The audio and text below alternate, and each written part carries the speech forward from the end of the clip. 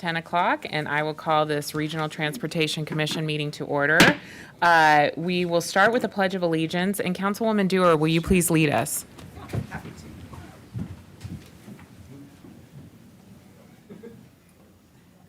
I pledge allegiance To the flag of the United States of America, and to the republic for which it stands, one nation, under God, indivisible, with liberty and justice for all.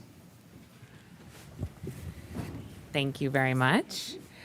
We will now move to public comment, and we have I'm two. sorry, Miss Vice Chair. Yes. Roll call. Oh, yes, please help me call the roll. Thank you. Darren Tedford, Here. Naomi Dewar, Here. Alexis Hill, Here. Bill Thomas, Here. Mary Luz Garcia, Here. Adam Spear, Here. Ed Lawson and Mayor Sheevy are not in attendance at the moment, but they may be logging in soon. Okay. So we have a quorum at least. Great. Will you just let us know when they're online? Thank you so much. Okay, now we will move to public comment, and I have two public comment cards. The first one is Dora Urkel via Zoom. Good morning, Madam Alexis Hill, this is Dora Martinez, and the rest of the commissioners. So I represent the Nevada Disability Pre-Action Coalition, as well as the and am a legislative liaison for the Nevada Council of the Blind. I'm calling in today in regards to my trip last month with Paratransit. I think these stories that disabled people go through must be told, so you as policymakers and people with power would understand what we go through on daily basis when trying to be independent, and it also takes a toll when excuse me, when people in leadership, such as paratransit people, are in control and prevents us from doing what we need to do. So with that said, last month I had an appointment to go to St. Mary's. The bus driver for paratransit was on time, but I was waiting outside. And mind you, I am blind and I have a service dog, and I was traveling on my own with my service dog. The driver came up to me, and I know it's a new driver because the old drivers knows what to do. They always come up and say, "Hello, Dora, this is so-and-so. Are you ready to go?" This guy didn't do anything like that. I was standing waiting in the parking lot where I live. He came up to me and grabbed my hand. And I said, what's going on? And he goes, "Let's go. The bus is over there." I'm like, "Wait a minute, what's your name?" He didn't want to give me his name. And so I didn't want to go with him. I mean, can you imagine being blind and getting dragged and not knowing who it is? And so I asked for his name, and he refused to tell me. And so I didn't feel safe going with him on the bus, traveling on my own to the first location that I'd never been before on my own. And so I came home and called to Access to see if I can get an Uber or Lyft or taxi, because that's what they do. And Petra told me that yes, they will do it. After my appointment time was 10:20, and please bear with me, I'm trying to tell you the story. And so after 10 o'clock, he called me, Petra, and goes, "Dora, we can't do it. The bus driver was on time, so you're not getting a trip." And I told her what's going on. She goes, "Well, that driver is one of our outstanding drivers. I just cannot believe that he did that." So stories like that and being told that I'm a liar is not okay. I am using paratransit because I can't see. And if the sidewalk were all fixed and there's no poles, I probably would learn how to walk all the way to St. Mary's because I like walking with my service dog. But these Dora, your time is services up, are there. but could you wrap it up, please? Okay, thank you, Madam. So please understand where we're coming from, and I hope that there'll be a better remedy or solution for things like that. If the bus driver are not telling us their name and who they are. That's not okay because we need Yes. to know that for safety issues. And Thank you. Yes, we hear you, and we're going to have staff look into that, and I'm so sorry that you went through that. Thank you, Ms. Alexis Hill. Have a good one. Stay You too. cool. Thank you. We now will move to Donna Klontz.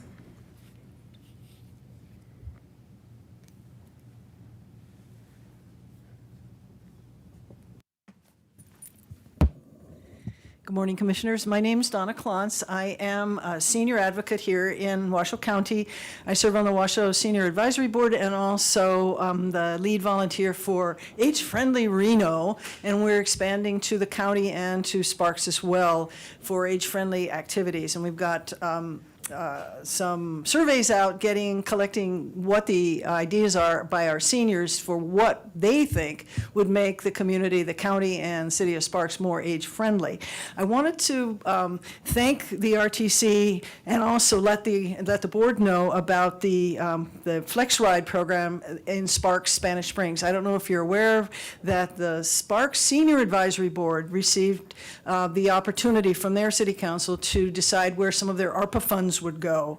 And they decided that they would create a free transportation program using FlexRide in the FlexRide region of the county for 1 year for seniors. And I don't know if the RTC board is aware of this, but I've got the flyers here, and this specifically references the free rides for seniors thanks to the Sparks Senior Board's ARPA funding that they put toward getting this to happen.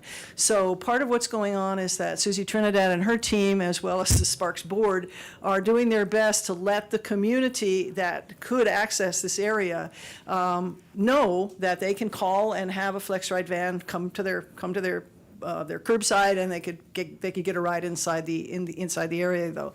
I would love it if there were a way for RTC, and I don't know if RTC has done this yet, but to do a press release or some information, maybe even the minutes on Colo, to let that community know that this opportunity exists for them to try this out, find out that there is a brand new way for them to get around to get all their things done there in their area. So we're delighted that we have FlexRide up there. We're looking forward to the expansion of FlexRide down south and other places coming up.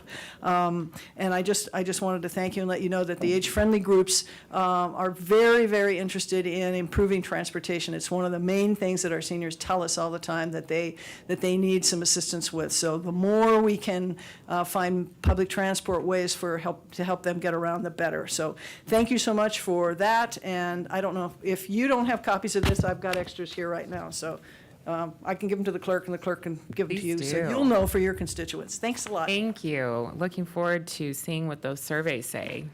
Okay, on to Deanne Radcliffe.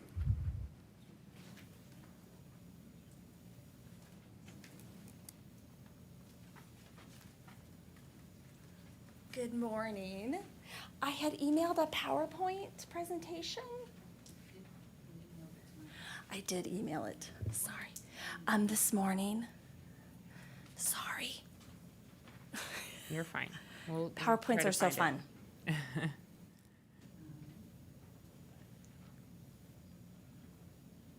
Thank you so very much. I'm sorry I was Absolutely. tardy.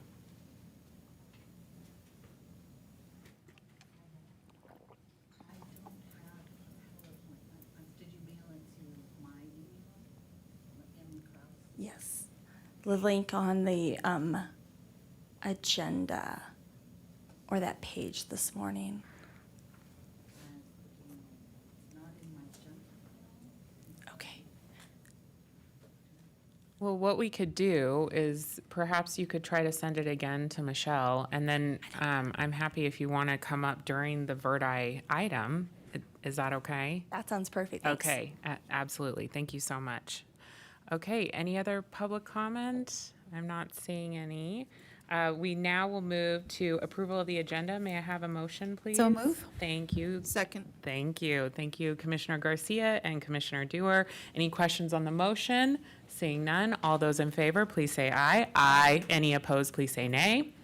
Hearing none. And then has Mayor Lawson joined us? They both are. And, oh yes, and Mayor Shivi Hello. Hi. Welcome. Thank you. Good morning. Absolutely. We are now on to our consent items, items number 4. Oh, yes, Mayor Shivi, did you have anything? Nope. Okay. Sorry. You're fine. The doggy that wants more food. Oh, there Sorry. you go. There you go. Okay, so we're on to consent. Do any commissioners want to pull a consent item? I'm looking, not seeing any hands on Zoom, not seeing anyone in the room. Oh, yes, Commissioner Dewar. 4.3. Okay. 1. 4.31, okay. So Commissioner Dewar has asked to move 4.31, the transportation alternatives set aside for discussion. I'm looking for a motion minus 4.31. So move. Thank you, Second. Commissioner Garcia. Thank you, Commissioner Dewar. Any questions on the motion? Seeing none, all those in favor, please say aye. Aye. Any opposed, please say nay. Okay, we will move to 4.31. Well, I pulled this item because I just, both yourself, Madam Chair, and myself sponsored one of these items. Yes, we Which did. is to address sidewalk issues along Plumas and Urban near the Washoe County Golf Course. For years, that's been a popular place for people to walk, but they've had to walk in the dirt or on the street, and it's a pretty fast-moving street. And I just wanted to thank the RTC staff, the review committee, for prioritizing this. This is the kind of, I think, project we all love to see, where we're enhancing safety, pedestrian safety in particular. And they're doing a pretty interesting design. They're saving the trees. So many people know in our area that I've been a passionate advocate for our trees, and there's some beautiful big trees right in there. And we would hate to have to put a sidewalk and take out the trees as part of that. And so they've come up with a process where they can build the sidewalk, keep the trees, and I think that's a win-win for our community. So there are other, and that's just one of the smallest projects on here, I think, or a mid-sized project. There are other really good projects with City of Sparks, pedestrian ramps, One Truckee River, almost $700,000 on Broadhead Park renovation, and the Truckee Meadows Parks Foundation Rosewood Lakes Trail. That's the design. So I wanted to let the RTC know. I know that this is a pass-through, a set-aside, but I think these kind of projects, which I got the text of what these are, smaller scale, non-traditional, community-based transportation. So thank you to the team for doing this work. Thank you for pointing that out. I agree. I don't think that we celebrate those community wins and community partnerships enough. So thank you. With that, would you like to I make would. the motion? Love Okay. to move to approve item 4.3.1. Okay, I'm looking for a second. Second. Thank you, Commissioner Garcia. Any questions on that motion? Hearing none, all those in favor, please say aye. Aye. Any opposed, please say nay. Okay, thank you. We will now move to item 5.1, presentation regarding final summary of discussions and actions at the 82nd 2023 session of the Nevada Legislature.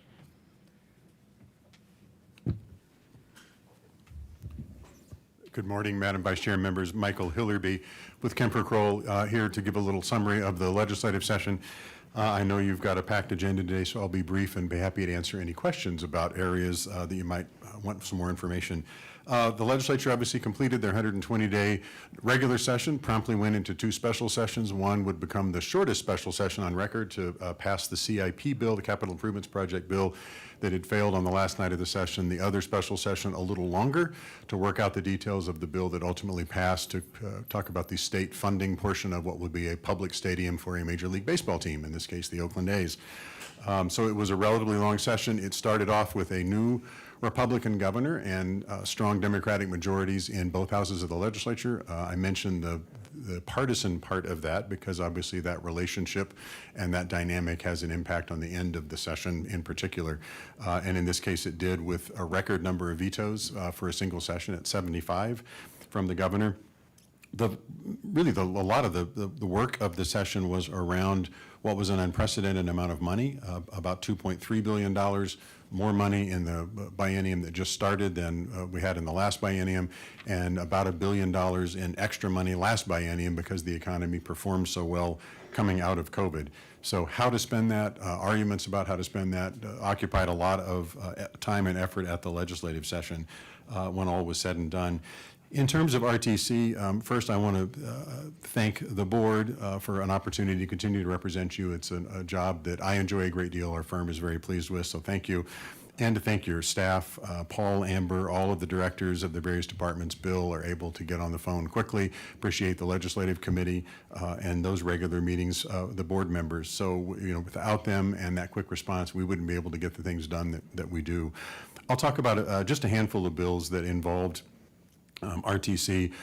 One of those bills, AB 93, would have allowed school zone speed enforcement cameras. That was a bill the board decided to support, but not put in as a bill draft request. Some of you will remember that was brought from the Interim Committee on Growth and Infrastructure. Like previous bills dealing with red light cameras, this one didn't do very well. In fact, was never heard. So the bill obviously didn't pass. That remains a subject that's been really difficult for the legislature, these automated enforcement. So we'll see what, if any, appetite interim growth and infrastructure in the coming interim or some future legislator or current legislator might have in bringing that bill up, or indeed this board as we prepare for the 2025 session. A couple of bills that were sort of directly impact on us, though the largest being AB 214, which was sponsored by Assemblywoman Natha Anderson and co-sponsored by Senator Skip Daly, both from Sparks. That bill was brought on behalf of the Teamsters and really dealt with the relationship between Keolis, the Teamsters, and us around a handful of issues. We spent a lot of time on that bill, and I do have to acknowledge the work that Assemblywoman Anderson did, worked very hard. We had a number of meetings, Mr. Thomas, myself, staff, with representatives of a variety of labor locals here, including the Teamsters. I think those went well. I think that spoke well of what I hope is a good future for that relationship. In the end, that bill provides that an existing committee that RTC Southern Nevada needs to have on bench, bus stop, and shelter advisory committee that has applied to counties with more than 700,000 population will now apply in Washoe County. Those counties with more than 100,000. 2 members of that committee would be appointed by you. Those need to be employees of the contractor who runs the transit system. And obviously that was something that the union Teamsters wanted to have. The duties of that can either be a standalone committee, or the law allows those duties to be assigned to another advisory committee that you may have. So that's something to consider. The effective date is October 1st, so I know staff is working on some recommendations so we can be ready to meet that requirement. The bill also has some specific language about retention of video of events that happen on the bus, how that can be accessed by representatives of employees, and the time limit involved. So that'll be something that we will continue to work on as newer buses. Some of the equipment, as I understand, is a little bit older. As that's replaced, as newer buses come into the fleet, I think it'll make it easier for us to do that, but does provide some very specific guidelines so that in the event of disciplinary action, or if there is an incident that results in injury or something on the buses, how we retain those, which we are doing anyway and would for a long period of time, but allows for a 10-day window for the employee organization to request access to that information so they can take a look at it themselves. Another bill was AB 184, which was Assemblyman Howard Watts. That bill provides an incentive program for hydrogen or electric medium and heavy-duty vehicles. RTC is listed as one of the organizations that would qualify for those, and we're one of the organizations that would get a bump. Some groups were identified in the bill to be able to get an extra bump on that incentive. We would get an extra 10% for vehicles that qualified. Based on vehicle weight, that incentive is on a sliding scale from $20,000 to $175,000. And the incentive goes to the dealer or contractor who sells or modifies the vehicle to be alternative fuel, in this case, again, electric vehicle or hydrogen. We've reached out to the Nevada Division of Environmental Protection, who have been tasked with managing the program and creating the grants, guidelines, and regulations, both to offer our assistance and expertise, given the amount of time and the number of years that we have gone after federal grants to bring those vehicles in, and our leadership in the size of the fleet, and also to see what we can do in terms of understanding the regulatory process and help support them in getting that through. They were appreciative of that, so we're looking at some meetings once they get a little bit more of the background information done to work on that. A couple of other bills of note, again, amongst the proposals that the governor had, one was to create a gas tax holiday to get some money back to Nevadans. That became a bit of a political football. That ultimately did not go through. There were ideas floated by the Democratic majorities to perhaps look at vehicle registration. In the end, both of those are really complicated to administer, and in the case of the gas tax holiday, it would not surprise you to find out that a significant portion of gas tax is paid by folks from out of state who are here traveling as a part of the tourism industry, so that did not go forward. A couple of other bills of interest. AB 359 was RTC Southern Nevada's bill to allow them to continue fuel tax indexing. It was enabling legislation that would enable the county commission to enact that tax.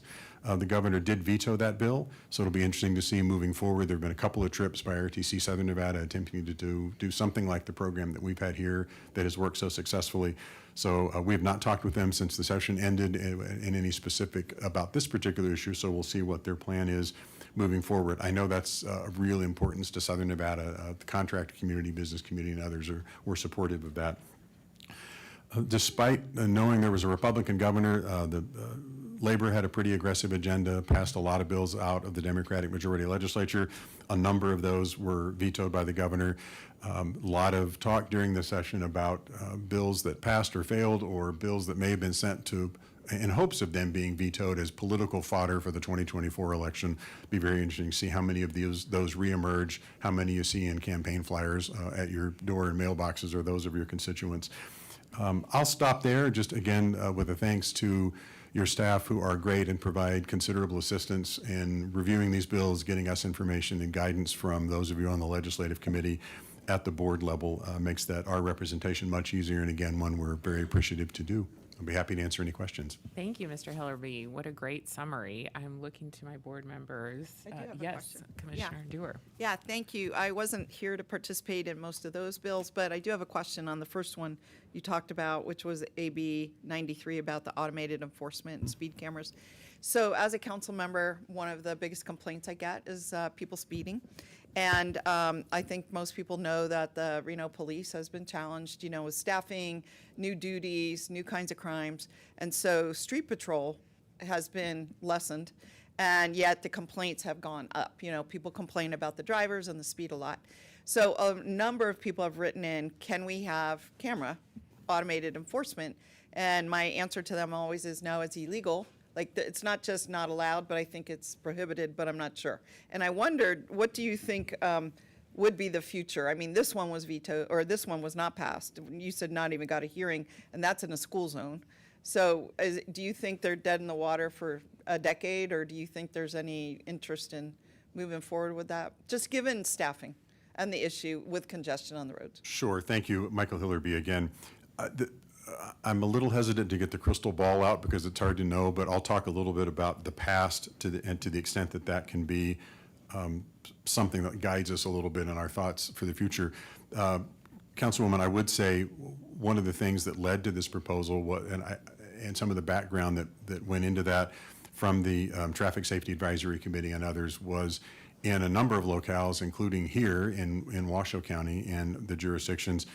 We think we've done just about everything we can do to make those better. We've re-engineered them, we've moved things around, we've increased signage, we've increased patrols.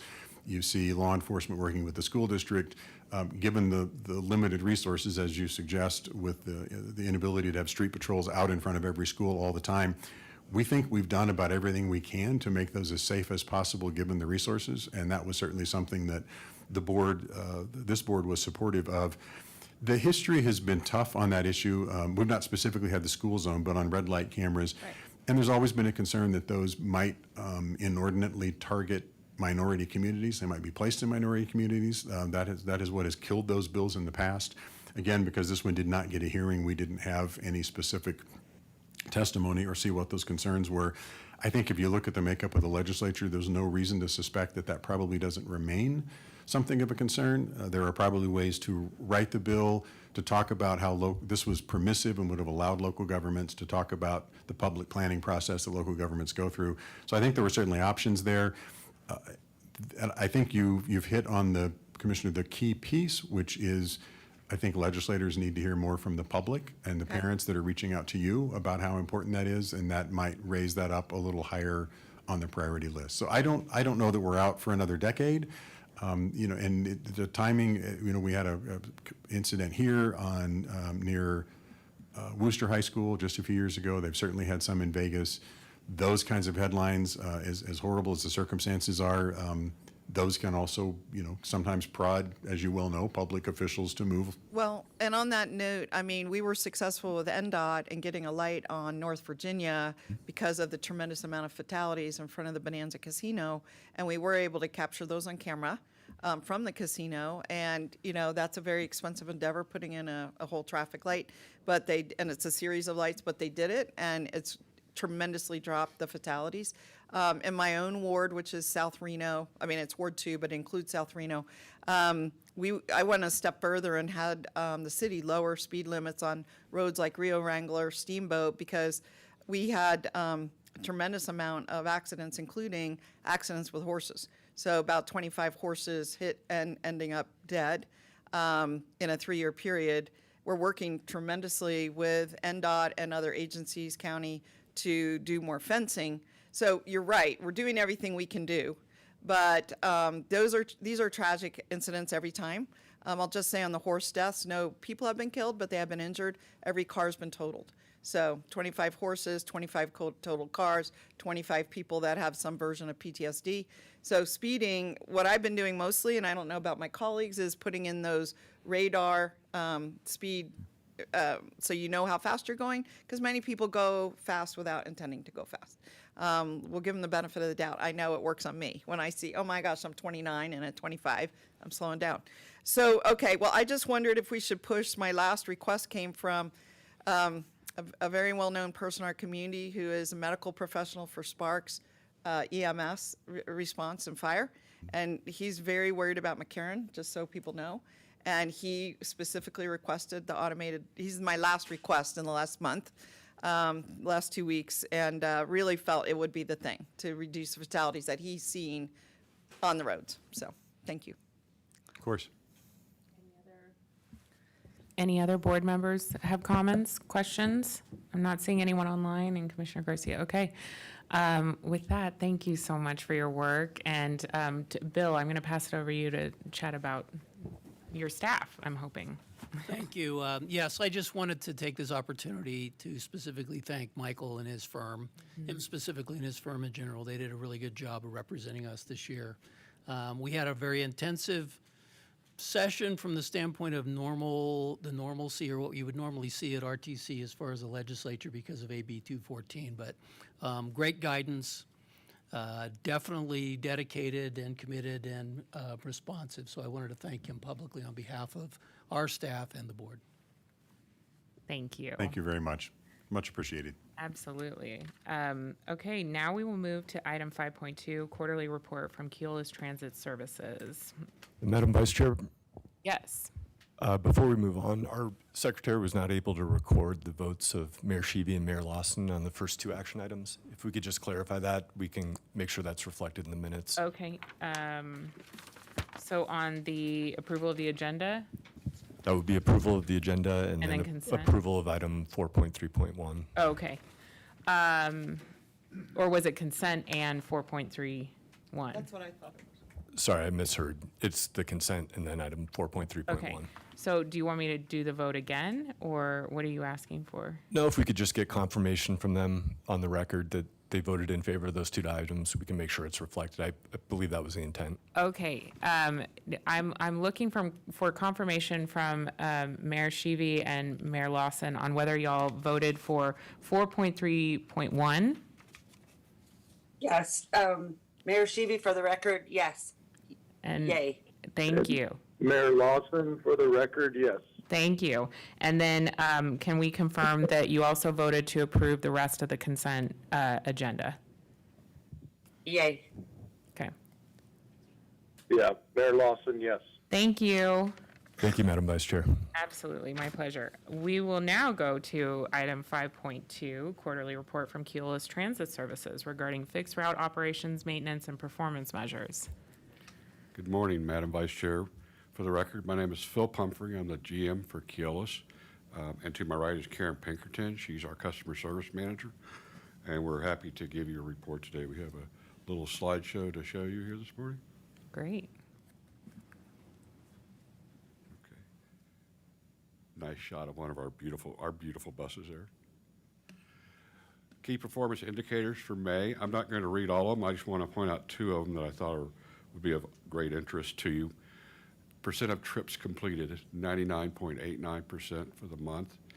And also, we had a safety labor management meeting covering drive cams. That's an onboard drive cam, is a onboard camera system that looks out of the bus and inside the bus, and we use it for coaching with our drivers.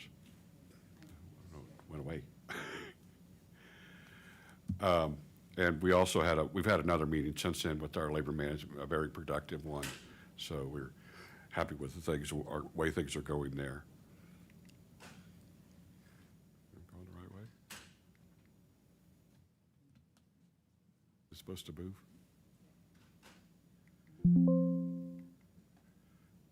It's not working. Next slide.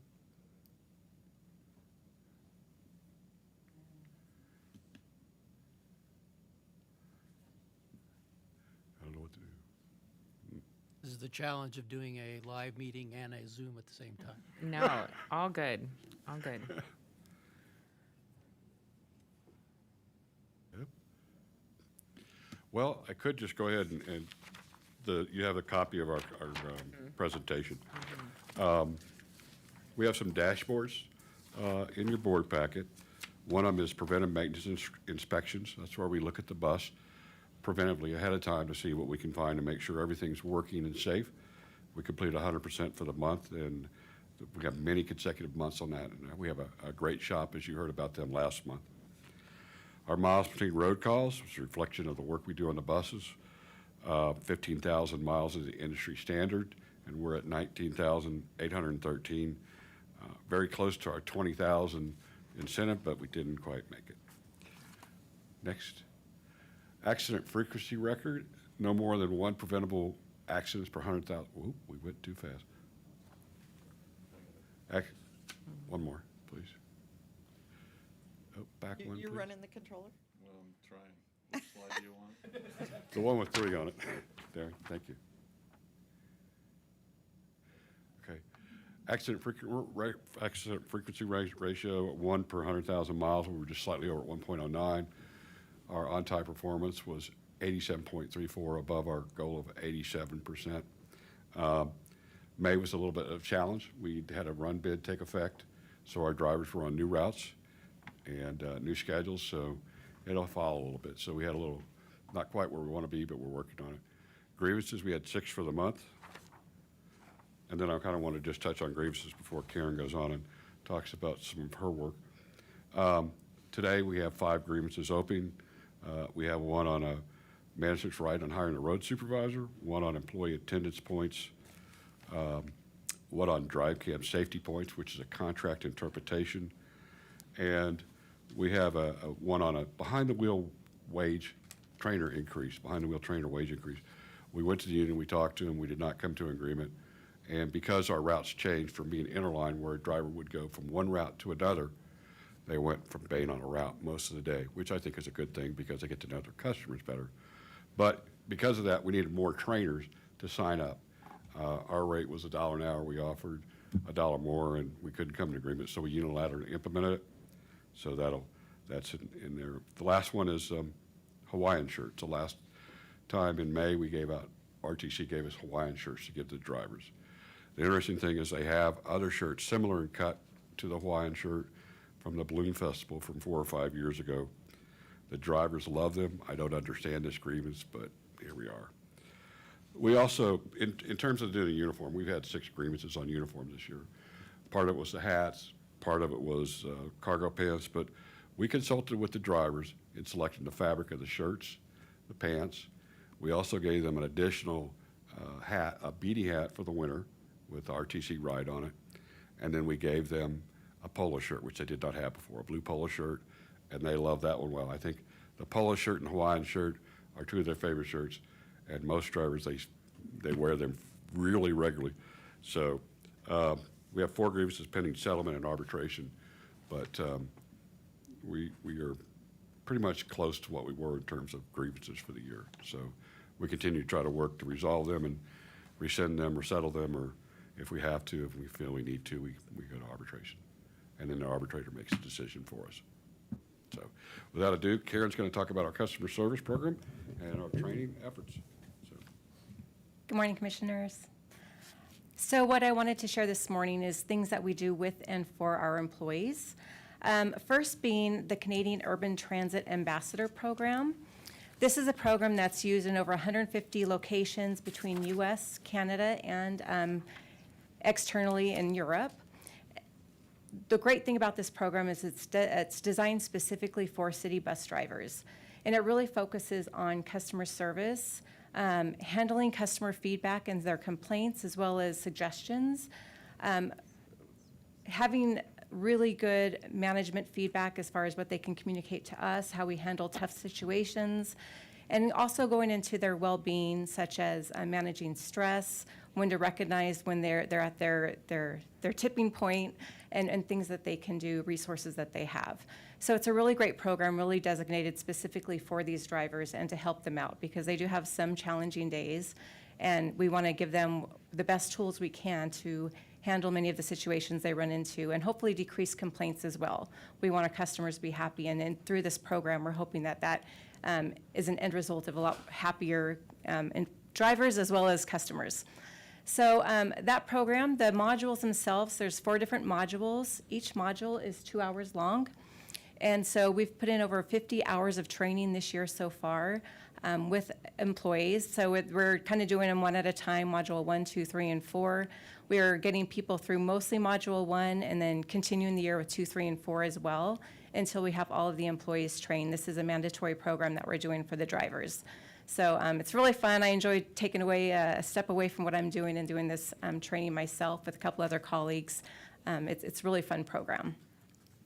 Also, as far as the year has gone, the last quarter for incentives, we have given over 60 gift cards out to employees.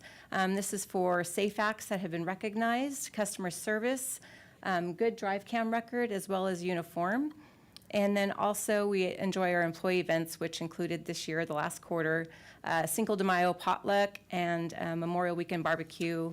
That was very fun, successful, and also when they received the shirts, which I definitely see the employees talk about those a lot too. So I don't know, they're pretty great, I think. Next slide, please. In addition to those things, what we do for our employees at Keolis is the Employee of the Month for the drivers, the technicians, as well as utility workers. The recipients of these awards get $250 bonus, their name on a plaque in the boardroom. They also have a lot of Keolis recognition from newsletters, a privileged parking space, and announcements pretty much all over as far as shared with meetings and everything with the RTC board. So I have to personally say I've been to several companies, and what I see Keolis and RTC doing together for the employees, for as far as incentives and employee events, and really trying to put forth a good effort towards the employees is the best I've ever seen in a company. I personally am in awe by what they do on a monthly basis for these guys, and I think it's great. I think the employees deserve it. I hope they appreciate it because it's better than I've ever seen anywhere else. So thank you to everybody for that. And that's all I have. Okay. All right. Well, thank you for that great presentation. I know that Mayor Sheevy was asking about the specific bonuses and gift cards that folks were given through Keolis, and it sounds like there's a lot of effort being put forth to support the employees. So thank you so much for that. I'm looking to my board on any questions or comments. I'm not seeing any. Any online? Mayor Sheevy or Mayor Lawson? Nope, good report, thank you. No, thank you so much. I appreciate the effort, and I hope that continues. So thank you. You're welcome. Thank you. Thank you. We'll be talking soon. Y'all have a great rest of your day. You too. Okay, we will now move on to 5.3, approve the Verdi area multimodal transportation study. And Bill, I don't know if you want to give any background on this before staff presents? Yes, as the staff comes forward, I just wanted to share with the board that this particular study was initiated by the former chair. So this is an example of situations where the board members have the opportunity to, collectively agree on providing us direction on areas where we need to do some analysis. So that was the catalyst for this study, and I think we're at a good place now. We have a lot of people, as Jen will tell you, that we've participated or brought into this, including NDOT, that hopefully this study will provide some good guidance going forward for the community and for RTC. Absolutely. Welcome. Good morning, everyone. My name is Xuan Wang, Senior Technical Planner with RTC. Today I'm going to present the Verdi Area Multimodal Transportation Study.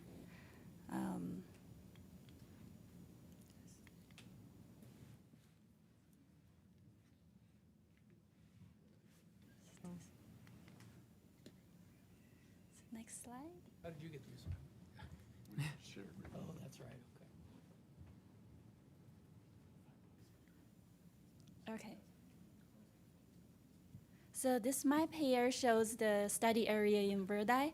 We focused on the regional roads, which are the yellow lines, and also we coordinated with the NDOT to look into the freeways and the interchanges, which are the blue lines. Next slide.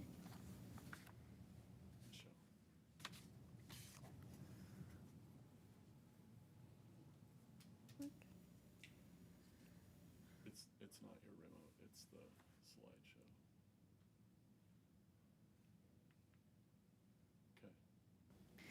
Okay. This study is to engage the public, stakeholders, and our partner agencies to identify a list of potential improvements. It's the first step in the planning stage to identify needs. And after this study is done, the recommended improvements will be prioritized in RTC's regional transportation plan and the NDOT's One Nevada study, One Nevada plan. When the improvements are ready to go, they will go through environmental analysis, design, and construction. And this study is to identify the needs. Next slide. During the study, we did 2 public meetings and multiple technical advisory committee meetings to discuss the study with the local agencies and NDOT. We also had an online survey which received 273 responses. Next slide. Based on the analysis and public input, we developed recommendations. This slide shows the improvements for freeways. They're divided into 3 time frames. NDOT is already working on the near-term improvements to install wildlife fencing and the removal of the rumble strips because of the noise complaints. And the near-term improvements include the median cable barrier installation and improvements for several bridges. The long-term improvements include the widening of I-80 to accommodate the growth and the reconstruction of the Gold Run interchange. Next slide. For regional roads, community members expressed the concerns about South Verdi Road. This road is currently 2 lanes with steep slopes on both sides, and it poses the safety concerns when the road is icy. A portion of the road is within the UPRR right-of-way, and the current volume is about 420 vehicles per day, making the benefit cost ratio low. During the study, we looked at different options for improving the road. As I said, this study is to identify the needs. So once we are ready to move forward with the improvements, we will do more focused public outreach and more detailed investigation to identify the best improvement concept. Next slide. We also recommended improvements for bike and pedestrians. Those include the improvement at the Edinburgh roundabout, and also to provide multi-use paths or shared use paths along 3rd Street and Bridge Street. We also recommended installing shared use paths under I-80 along Crystal Park Road to improve the sight distance. Next slide. Other areas that we looked into during the study include the freight.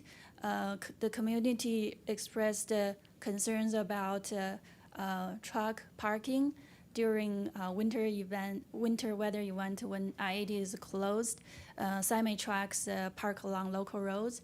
We would continuously working with NDOT on the state freight plan to address truck parking and the advance notification along I-80, and also to identify private parcels near Gold Ranch and Moga and 4th Street for additional truck parking. The RTC is also moving forward with the regional freight study, which will address the freight planning in the region. We also recommend the park and ride locations near the Gold Ranch interchange, and also a partnership with the Boomtown Casino and new developments to develop park and ride lots.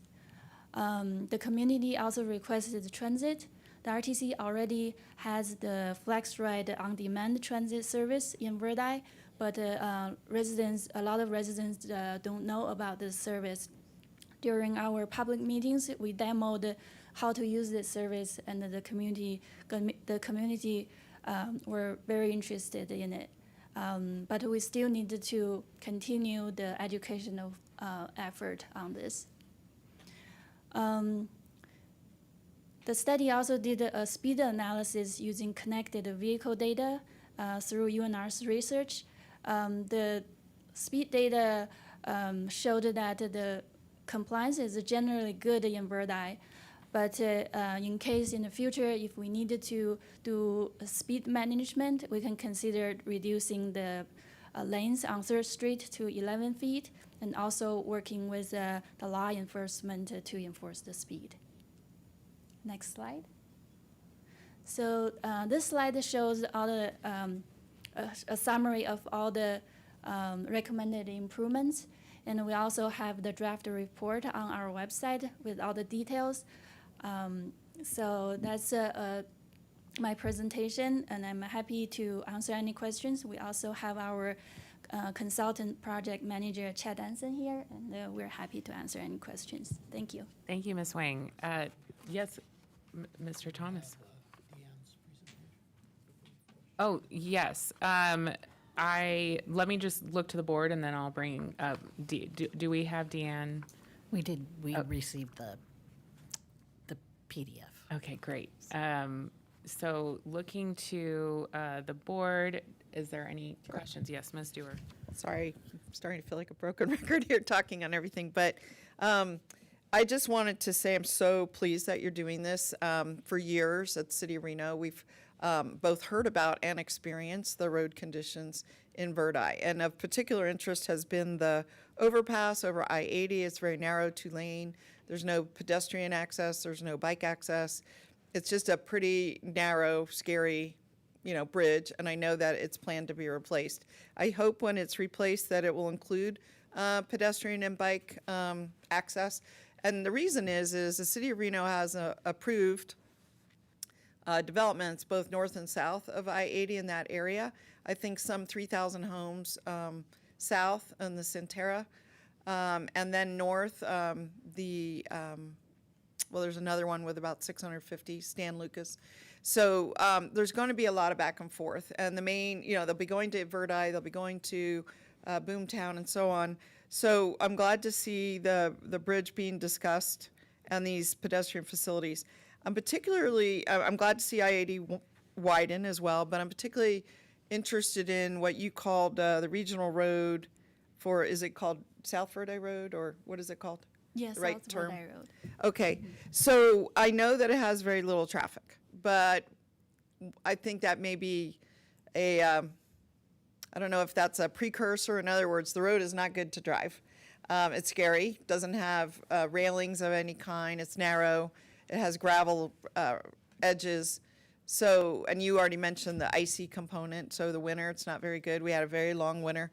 So people tend to avoid the road. It's possible, it might be one of those things, build it and they will come. So what I'm concerned about is I think thousands of new residents are going to be moving into this area.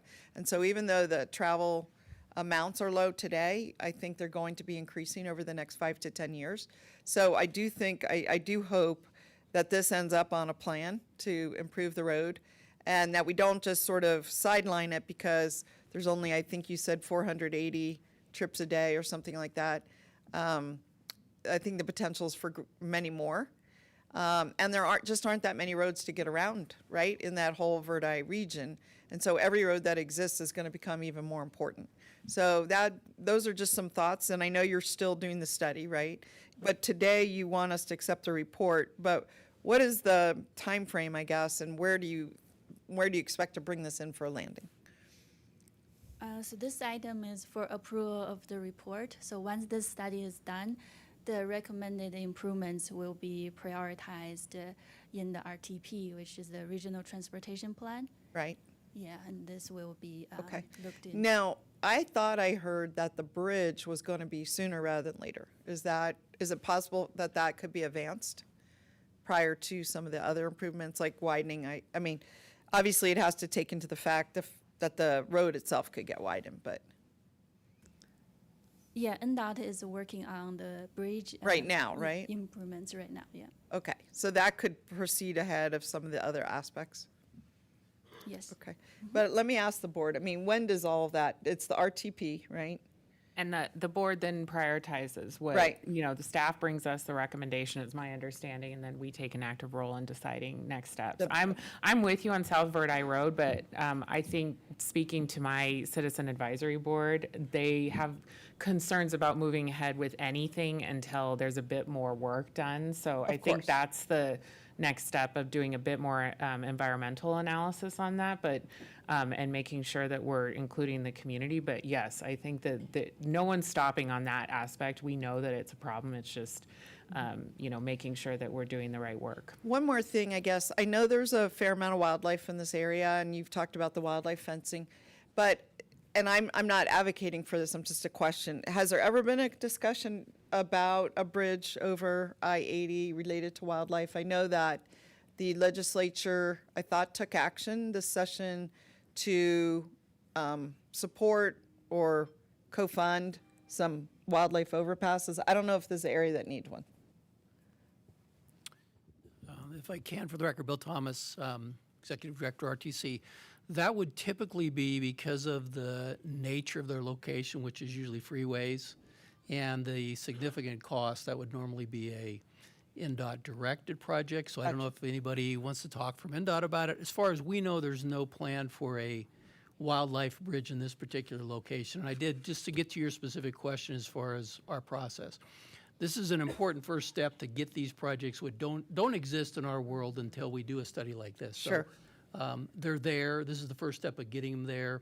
And as the Vice Chair said, the next step would be to evaluate them as we go into the RTP, which is starting this year and will be done in the next couple years. The reason we disclose these cost-benefit ratios, just so the public and the board knows that, if there's projects that are real high priority, they probably have a greater likelihood. If they don't fit well, it's just an indication to people that, there's going to be a lot of other projects competing with it. So it's really a disclosure more than a promise that it'll never Gotcha. happen or it will happen. It's just letting people know. Well, it would be good to just hear if that is evaluated. Obviously, widening I-80 is going to involve NDOT, so it'd just be good to know we evaluated it, we don't need it, or it is a good idea. I know they're really expensive. I know they've done them out east in Nevada. I know we're looking at one over Geiger Grade, working with NDOT on that, so. That's all I got. Thank you. Great. Thank you. Thank you. Any other, Commissioner Garcia? Okay. Mayor Sheedy or Mayor Lawson, do you have any comments or questions? I'm not hearing any. I'm good. Okay, great. And I do feel very fortunate to be in a position where we can look at this study and that it was started before I even got here, because this is obviously in my district and I care a lot about this community, and I think that all of these are needed investments, especially on the cycling and pedestrian front going down there and visiting with constituents. There are certainly concerns, and looking forward to prioritizing those and getting them on the plan. I now will go to Ms. Deanne Radcliffe.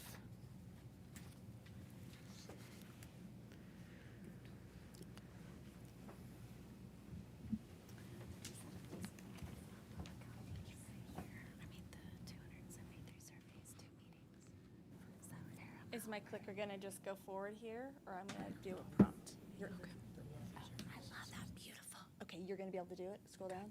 Okay. Sorry, that way I can find out. Okay. Hello, everyone. Thank you so much for indulging me. I'm so glad my PowerPoint was able to come across, because pictures, I think, are so invaluable. My name is Deanne Radcliffe, longtime Bird Eye resident.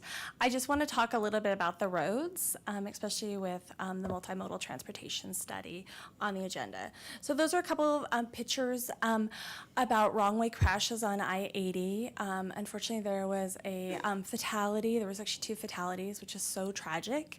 That really speaks to the design of that Garson interchange and those regional roads too that are right along there. Can I have the next slide, please? Garson Overpass, take a peek. Anyway, tight, obviously not really safe for bikers and pedestrians. So anyway, thank you. Next slide, please. So there's Garson Overpass in action. All the photos before in the PowerPoint didn't have anybody on there. These are pretty easy to catch. I'm going home, but to say that it's dicey would be an understatement. It is not safe for pedestrians and not safe for bicyclists, and there are tons and tons and tons of bicyclists who use Garson every single day. Next slide, please.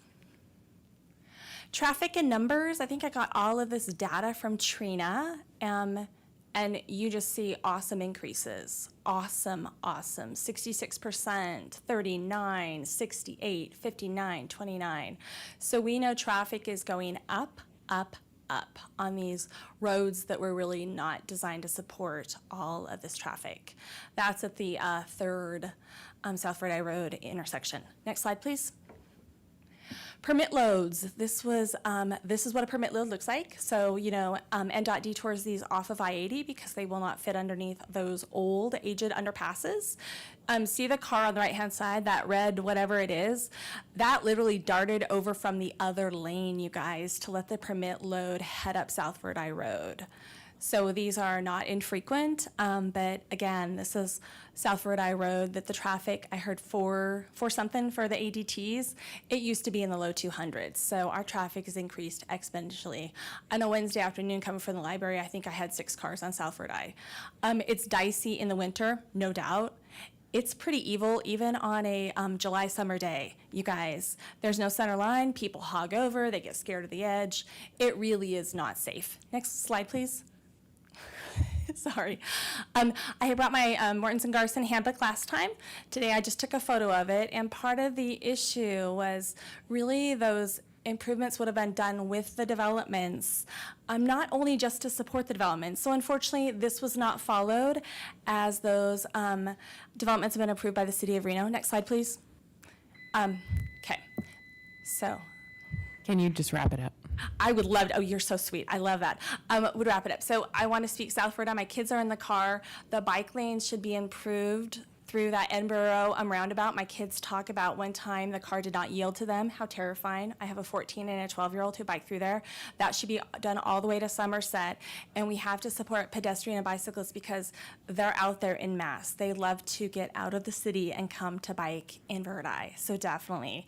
The other thing I want to say about the presentation about the speed issue from earlier is they actually had the speed wrong on Highway 40. We talked about this in the community meeting. Parts of 40 are 35, parts are 45. So the speed compliance data I don't think is accurate. People readily speed on these roads with frequency. Thank you so much for serving and for your time and indulgence. Appreciate it. Thank you. Any other board comments? All right, with that, I am looking for a motion, please. Move to approve. Second. Thank you. Any questions on the motion made by Commissioner Garcia and seconded by Commissioner Dewar? Seeing none, all those in favor, please say aye. Aye. Any opposed, please say nay. Aye. Okay, great, thank you. We now will move on to item 6.1, monthly verbal update from RTC Executive Director Bill Thomas. Thank you, Madam Vice Chair. I'd like to start off by welcoming our two newest employees. Alicio Garcia Cruz is our engineering intern who started on June 5th, and James Okorocho is our new planning intern. He started on June 23rd. I think they're both here, so if gentlemen, if you wouldn't mind, stand and thank you for joining our team. We also have some important milestones. Our very own, who you just heard from, Shen Wang, celebrated her 10th year anniversary on July 8th. Judy Tortelli and Mark Schlater both celebrated their 5-year anniversary at RTC on July 9th. Congratulations to all three of you, and thank you for your hard work on behalf of RTC and our community. I would also like to congratulate this time Amanda Caligari. I hope Amanda's here. There she is. With the recent retiring of Doug Malloy, Dale had a decision to make in terms of our leadership, and Amanda was promoted to engineering manager this past week. Wow. Amanda has proven to be a very valuable addition to RTC staff, and this will give her an even greater opportunity to make a difference in our organization and its efforts to better our community. So congratulations, Amanda, and thank you for stepping into the role. Yeah, congratulations.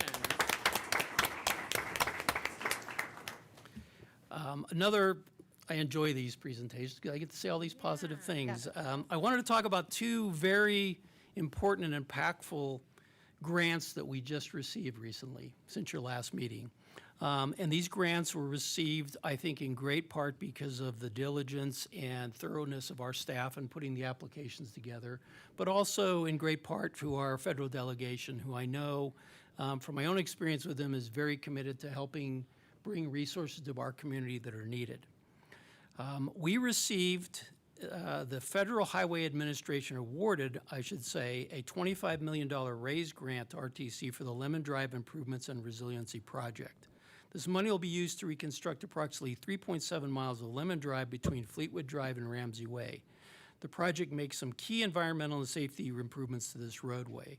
This is one of the projects that the board has identified as a federal priority, and I'd like to say that I'm sure all of you know that the catalyst for consideration of this road started back with the flooding that occurred in Swan Lake during the unprecedented flooding periods that we had years ago. So very proud of that success and looking forward to that project moving forward to the next step. In addition, we also received the Low or No Emission Vehicle Program grant from the Federal Transit Administration. The RTC received $8.78 million to support the purchase of 6 additional hydrogen fuel cell buses and the expansion of hydrogen fueling infrastructure. It'll pay also for an innovative virtual reality program to train bus mechanics to use this cutting-edge technology. As you know, 100% of our fleet uses alternative fuel. This grant will help us to further reduce our, increase our sustainability efforts and reduce our emissions. So again, we are bragging a bit. We're exceptional in the country in terms of achieving that milestone of 100% alternative.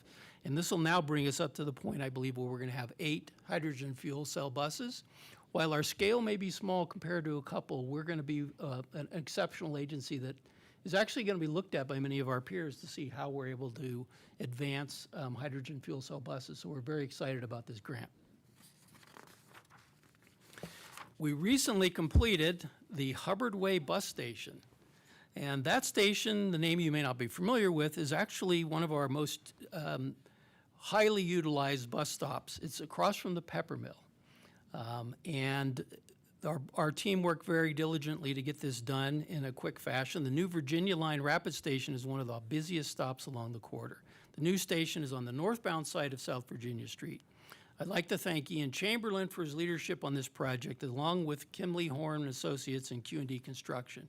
Construction started in the spring and wrapped up last month. The $1.7 million investment makes this BRT stop much safer and more comfortable for our customers. Congratulations to everyone who worked so hard on this important project. The RTC Finance Department has received a prestigious award.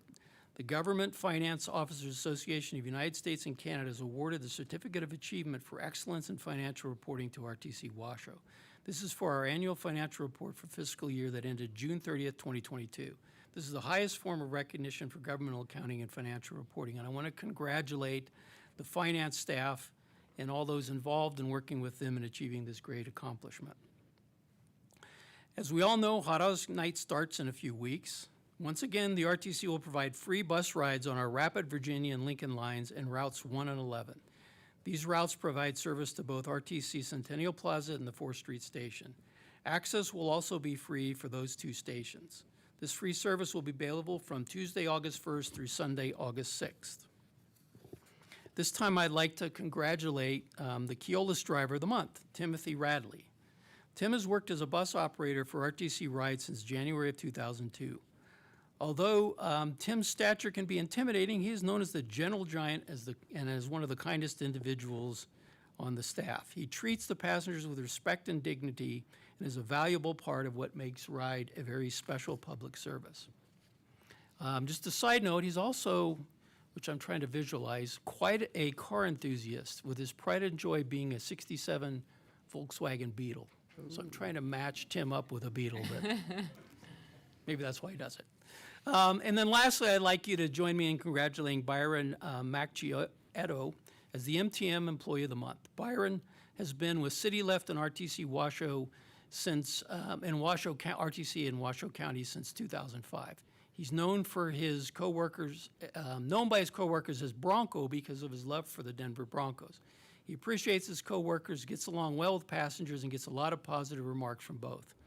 One of his best memories was as a Christmas party when everybody was laughing at the game called Funny Ping Pong Shake Off, and without knowing it, he won the dance game. Outside of his work, he's a family repairman with 8 children and 12 grandkids. He keeps very busy with toys, appliances alike, and enjoys bowling. Bronco is a great example of the MTM Transit's core values, and he embodies our vision that every trip is important. So thank you, Bronco. That concludes my presentation. Great. Wow. So much to celebrate with our staff and the staff at Keolis and MTM and with our conservation initiatives and our buses and Hubbard Way. I'm going to have to check that out next time on South Virginia. So looking to my board, any questions for Mr. Thomas? Any questions online? Not seeing any. Okay. Thank you very much for that report. We'll now move to item 6.2, verbal update from Paul Nelson, RTC Government Affairs Officer.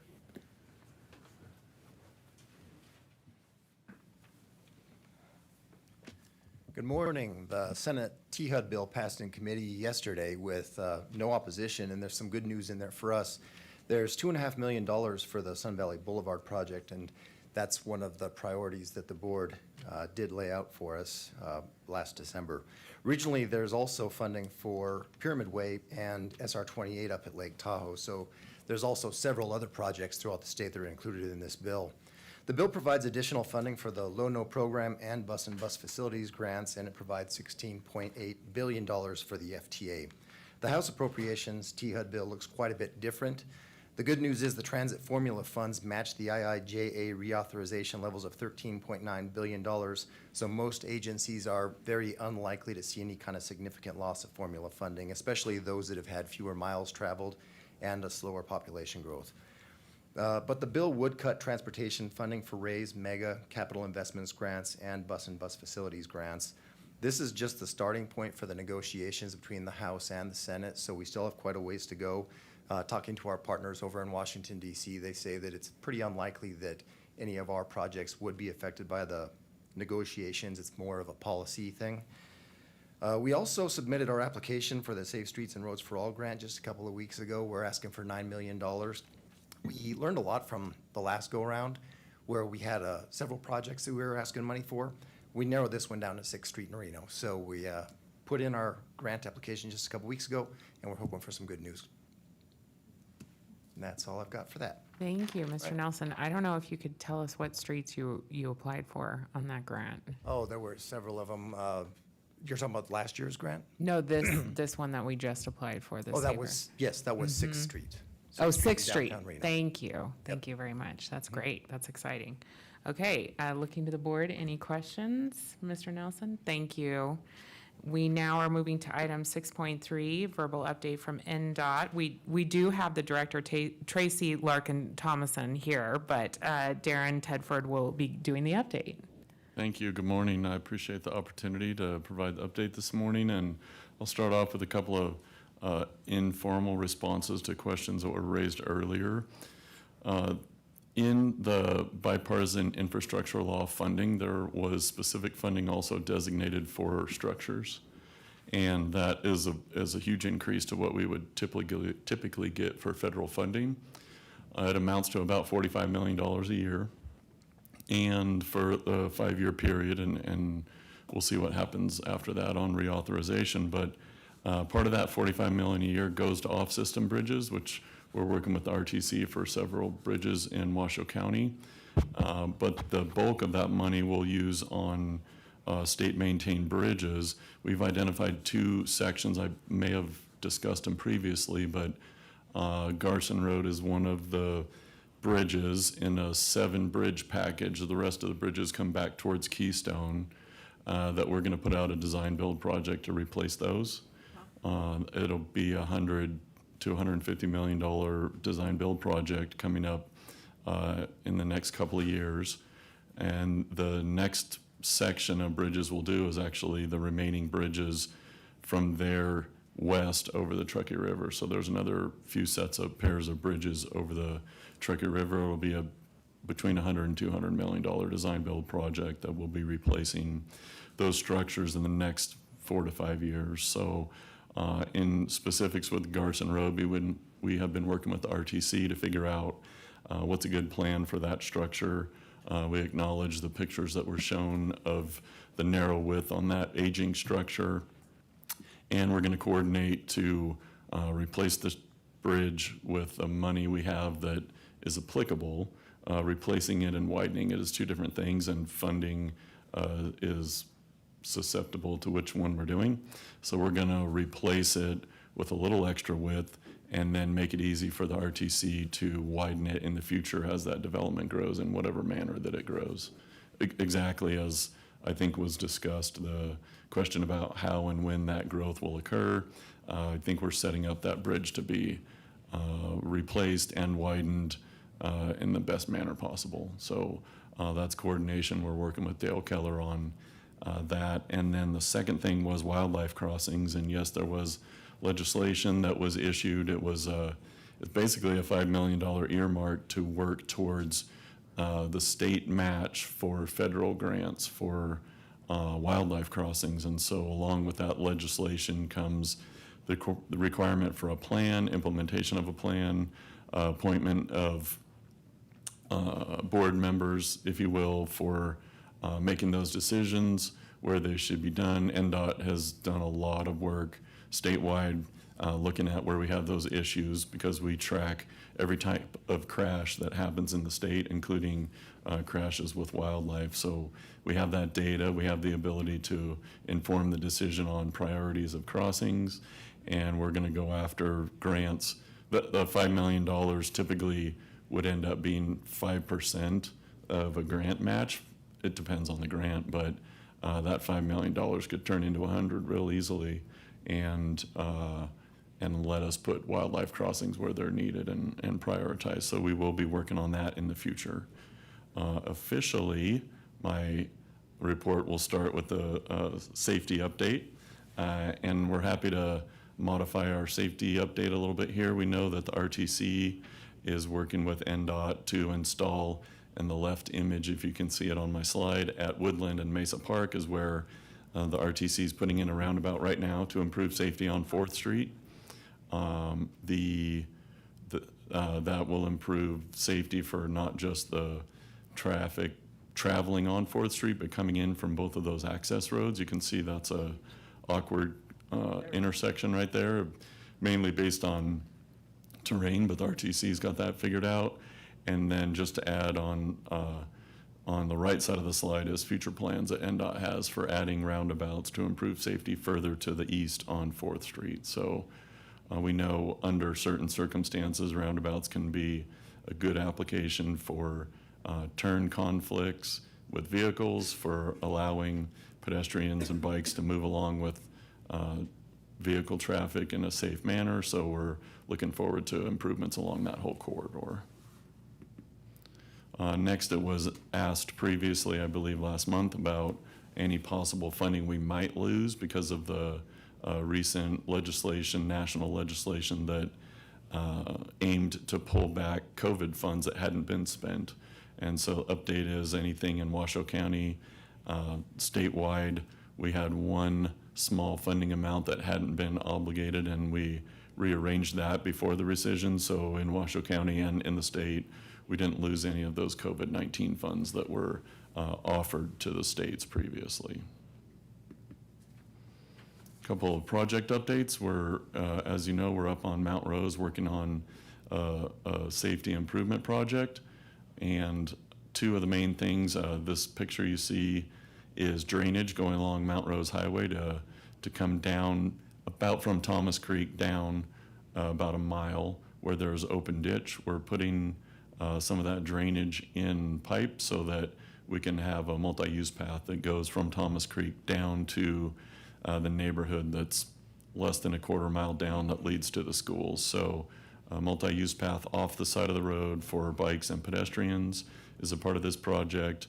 Hydraulics to support that multi-use path off the shoulder, and then turn improvements from Edmonton onto Mount Rose and also up at Callahan. You see the time on that project. Those repairs are underway and expected to be completed in the fall. Also, we are going to be doing some lane closures out on I-80. It's a common theme for the board meeting today, I guess, but we know that all of the issues that have been discussed under the planning study, some of them are truck traffic. One of the main challenges that NDOT has for the durability of that segment of road is when the road's closed and trucks are required to chain up. And it's going to be 10 or 15 miles till they might actually drive on some snow, but for safety purposes, there's no other safe place further to the west for vehicles to chain up. So they chain up at the edge of Nevada, and their tires with chains take a beating. Our road takes a beating. And so we're going to go out there to mill and overlay this section, a quick mill and overlay. First lane closure is going to start not at 6 p.m., but about 9 p.m. this evening. The slide says 6, but we delayed that, acknowledging our visitors from California needing to get here before we narrow it down to one lane. So that will be the first closure overnight and throughout this weekend. And then the second one you see later in the month, 26th through the 28th, for traffic going in the other direction. Quick mill and overlay of the surface, about 5 or 6 miles. So put a new surface on there, let the water get off the road, let the snow plows actually be able to plow the snow off the road in the winter. And our last major Reno I-580 marathon weekend is this weekend, starting this evening. Traffic control is already being set out, and the message boards from all the way down at Washoe Valley say I-580 is going to be reduced to 1 lane northbound over the weekend, like we've experienced 3 times before, and I think experienced very successfully. This will be the last major marathon closure. There'll be some follow-up closures, obviously, but this will result in the remainder of the replacement of the aged concrete with new asphalt. Excuse me. We put 5 million pounds of new polymer concrete on there, and I read it on the slide, and I went and double-checked the bid items myself, but that is redoing the surface on the bridge viaduct over the top of the RTC bus station. It's a pretty extensive bridge structure that we've taken the fancy polymer concrete off the top and replaced it so water quits dripping on the buses and the people trying to work on the buses. And also multiple other structures to the north of that have had the surface taken off of the bridge and replaced with a new wearing surface that will extend the life of those bridges. So that is it. I'm happy to answer any questions. Thank you, Mr. Tedford. Any questions by the board? One question. Yes. Thank you so much. Great report, and thanks for answering my questions that came up earlier. I do have one follow-up on the Garson overpass, and you said that you're going to basically replace it. What I interpreted by not widening, you're going to keep it 1 lane each way instead of 2 lanes. Is that the widening that you're talking about? That's correct. And if I can clarify, the reason for that is the funding that we have that we're going to use towards that is not allowed to be used for widening. It's for replacement of structures. Sure. So my question is, even if you're keeping it 1 lane, can you add the pedestrian bike lane in now? We believe we can because that's not adding capacity in terms of vehicles. We're double checking and we realize that, yes, that's valuable just by the pictures that were shown. We know that that's the reality, that vehicles and bicycles are on that road at the same time, and we're going to put as much width on there we can using that money. Yeah, and it would be good, if you can, to separate the bikes from since you do have 1 lane and it's still pretty tight, you may want to have what we're looking at in Reno with RTC is some kind of separation. I don't know what that looks like or if it's just a painted stripe, but maybe it's green, at least as an upgrade, but maybe it has some kind of barrier too. I don't know. And if we could put enough width, we'll have the bike lane striped out, typically like you would see painted stripe. I'm not sure about separated by barrier, but it is something that when it's widened, technically widened in whatever number of lanes it's going to be in each direction, that width can be added. And if able to. Yeah. Okay, well, it'd be great to get a bike lane on there. Thank you. Thank you. I'm not seeing any other questions, so now we will move to item 7, Commissioner announcements and updates. And I'm looking to my board to see, do we have any updates? Anyone? Yes. I hope Devin is absent more often. This is a lot of fun. Thank you. It's been great to have you. Thank you. And I'm not seeing anyone online who has updates, so we now will go to our final public comment. Do we have any public comment cards? Commissioner? Oh, yes, Mayor Sheevy, I'm sorry. We'll go back up to item 7. Yeah, there's a couple things that I wanted to put on the future agenda. Let's see, I have a laundry list of stuff, so I want to make sure we can get it all on. One is I would like to have a conversation on paving and lighting the Truckee River. I know we've talked about that several times. So I want to have a comprehensive discussion with the board on that. And then I was on 4th Street. There's obviously a lot more activity with the development that's happening all around there. And so there's some areas of concern for safety. One is the lighting. I think we have plans to replace the lighting. So let's have a conversation about that. There's also a crosswalk, a couple of them in those areas and that might be where we coordinate with the city because that's probably on the city end.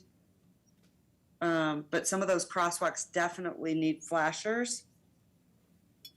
The other thing is I want to have a board discussion on street lights in general when those are replaced, because we typically replace them whenever we do a project, but then they become incredibly outdated.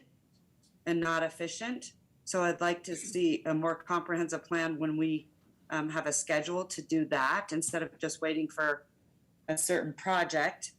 And then the other thing, which ironically I thought it was interesting that Commissioner Hill and I had sort of a similar idea, but I really would like a discussion with this board on a pilot for transportation up to Lake Tahoe.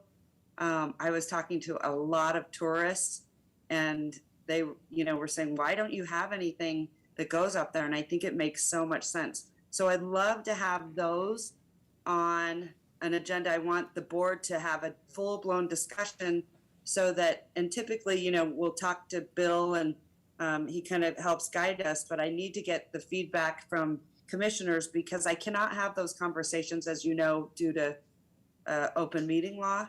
So I want to make sure that those are transparent, but I also understand the board's wants and needs and sort of where they want to go with that, if those are priorities or not. So that would be great if we could bring that back to the next RTC agenda. Thank you, Mayor Sheevy, for that. Any other commissioners? Seeing none. Okay, we will now go to item 8, public comment.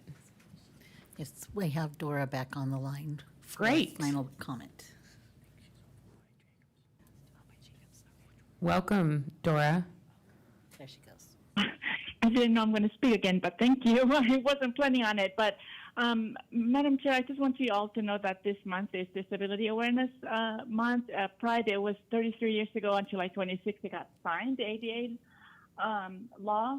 And I want to thank Bill Thomas's staff, the ADA coordinator, Mark Maloney, and the NDOT's ADA coordinator, Peter Shaw, I believe that's his last name, if he's still there. I have not met the ADA coordinator for the city of Reno and city of Sparks, but their engineering people are so amazing. Thank you, Mayor Sheevy and Mayor Ed Lawson, for employing common sense, compassion people to help people like me who comes in and talk about some lights and some crosswalks that are not very visible.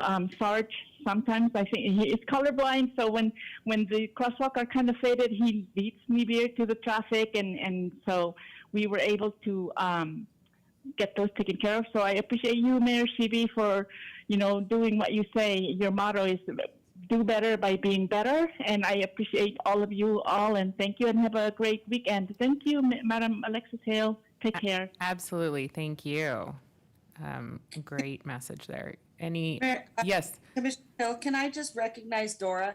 Absolutely. Dora, I don't think you would get to these accomplishments if it wasn't for you. This is a prime example why we need people at the table like you with your advocacy and helping us identify things that we typically take for granted. So I just want to thank you from the bottom of my heart and thank you for your service on access. It is helping this city and others tremendously. So I just want you to know it does not go unnoticed, and happy Disability Awareness Month. We're all, pleased to participate and continue to reach out. Let us know what you need.